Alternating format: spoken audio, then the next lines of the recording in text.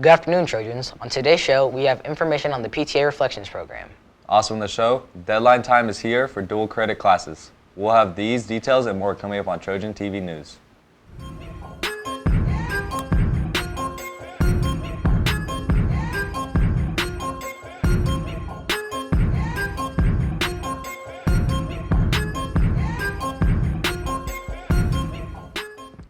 Thanks for joining us, Trojans. I'm Isaiah Majid. And I'm Rylan Farron. It's Tuesday, September 9th, 2024, and here are top news and announcements.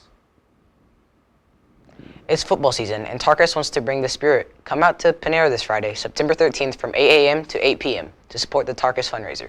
Show a picture of the flyer posted on Schoology. When you order, and Tarkus will receive 20% of the proceeds to buy more spirit items for you. It's time to get creative with the National PTA Reflections program. This school year's theme is Accepting Imperfection. Students, now's your time to shine and show us how you choose to accept the imperfections in your life. You can enter in dance, film, literature, music, photography, or visual arts. We can't wait to see what brings you hope. For questions, please contact Marsha Roth at marsha.roth@lps53.org. It was pretty warm yesterday, and it should be for the rest of the week. Yeah, that's what it seems like. Let's send it to Dawson Bean for today's weather report. Thanks, Rylan and Isaiah. Let's hop into our current day forecast. Right now it's around 84 degrees, already getting up near that high temperature for the day. The low is 59. It is sunny out, so it's a pretty good day. The Trojan soccer players are going to play a match tonight, so if you go out to that, maybe bring a jacket because it might cool off later on in the night. Let's head into our 7-day forecast. So as you can see, it's still heating up for the week, even though it's going to be cloudy tomorrow. That might start to drop it down more and more. As you can see, lowers are getting lower, highs are getting lower as well. It's going to stay like that for a couple of days up until Saturday with a low of 65 still, down in those lower 60s. And then it's going to start to heat back up, as you can see, over the next few days.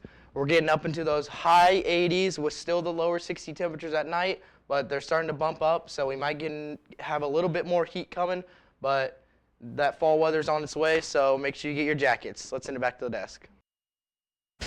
Thanks, Dawson. Did the boys soccer team win last night? Yeah, I heard we won big over Platte County. Let's send it to Isla Prado with today's sports report. Thanks, guys. The girls' tennis team came home triumphant yesterday by defeating the Lee's Summit North Broncos 6-3. The team is now 2-1 on the season. The softball team broke the Lee's Summit North Broncos 10-2 last night. Mandia Bach led the Trojans from the plate with 3 hits and 2 RBIs. Bach also dominated from the pitching circle by allowing 3 hits, 1 earned run, and fanning 9 Broncos. The team is now 3-5 on the season. The boys' soccer team had an easy time with Platte County last night. The Trojans set out the Pirates 6-0. Aiden Romsland led the Trojans in goals with a hat trick. Brady Corbin, Ethan Howell, and Gabe Anderson each added a goal.